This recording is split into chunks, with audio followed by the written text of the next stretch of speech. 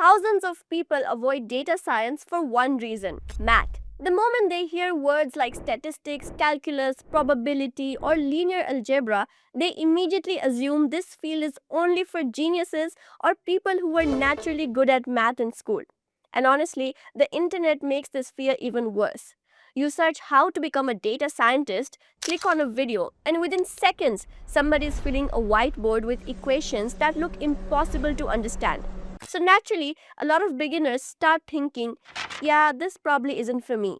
But if you actually talk to people working in data science today, many of them are not solving advanced math problems every single day. In fact, some professionals spend more time cleaning messy Excel sheets than doing calculus. So, do you really need math for data science? How much math is actually necessary? And is the internet exaggerating how difficult this field really is?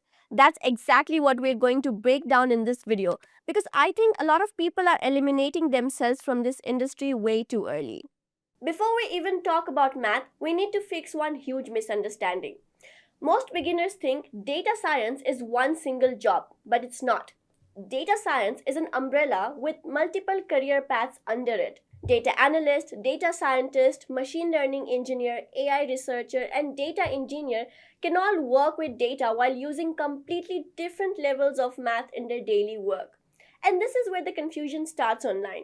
Because people often talk about data science as if every role involves building advanced AI models from scratch.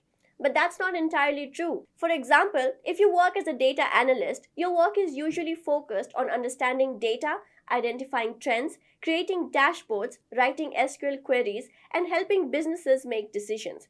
And honestly, the math in many of these roles is pretty manageable. You'll use percentages, averages, growth rates, and basic statistics. That's it. But once you move deeper into machine learning, AI systems, or research heavy roles, the level of math definitely increases. And that distinction changes everything. Now, here's where many beginners get stuck. A lot of people think they need to master all the math before they can even start learning data science. And this mindset slows people down for months, sometimes years.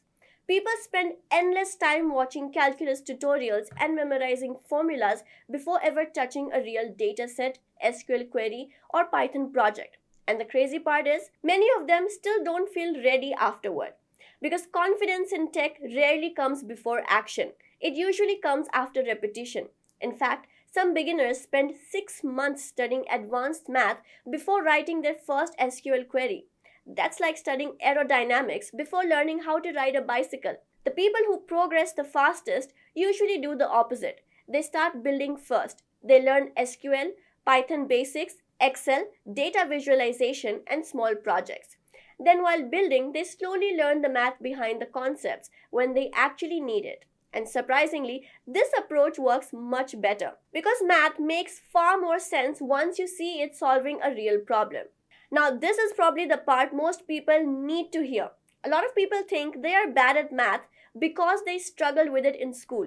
But school math and real world data science are completely different experiences. In school, math often feels disconnected from reality.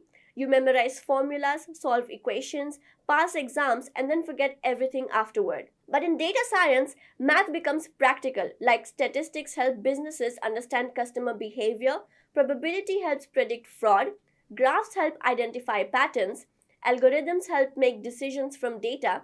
Suddenly, the concepts feel useful instead of random. And that changes the entire learning experience. In fact, many people who thought they hated math actually enjoy data science later because the learning finally has context.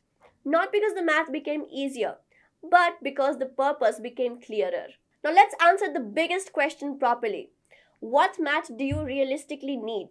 The first and most important area is statistics, not PhD level statistics, just practical statistics. Things like averages, distribution, correlation, probability, and understanding patterns in data. Because data by itself means nothing unless you know how to interpret it.